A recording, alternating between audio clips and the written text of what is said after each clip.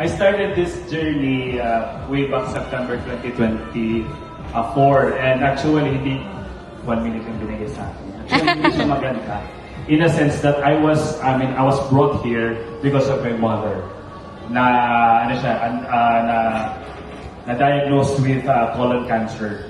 And by that time, kasi I was, siyempre, nalagaan ko siya. So I was like, kasi nag-resign ako sa Pilipinas just to be here, to be with my mother. So yun, parang as I was scrolling Facebook, parang nakita ko yung kay Coach Jano na reel. So parang medyo may something na ako sa trading, pero hindi ko alam.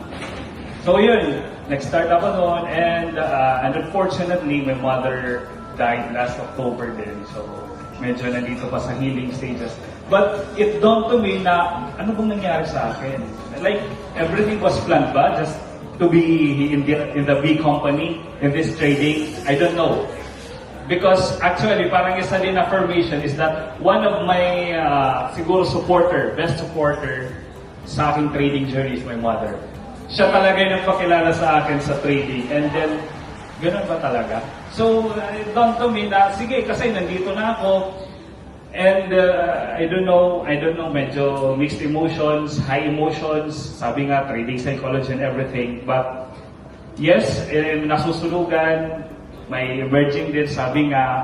Pero, the trading really, I really have that, alam mo yung vision, sino ba yung nakanaton? Parang may coach na nasalihin ko na Zoom na sabi niya na, I think it is si coach sa Canada na, kung meron kang vision, kung meron ka ng foreseen vision, you know that your future self already attained it. May nagbubulong sa'yo in your present self na, sa'yo na to. You're a profitable trader na. You will like, parang abot kamay mo na yung dream mo, just push it. Kasi, brothers and sisters, really trading is so much a hard one. May full-time job ka, meron kang trading psychology, may problema ka dito, may problema ka sa Pilipinas, may problema ka sa relationship mo. Wow, sabi nga, anong vitamins ng mga OFW? Andito tayo. So, stepping on this platform, in this place, actually, parang siya, simbolo na we really have hope in trading. We really have hope that someday, yung present scenario or status natin, somewhat mag-alleviate to really, parang makahelp to sa family natin, sa relatives natin, and everyone, friends.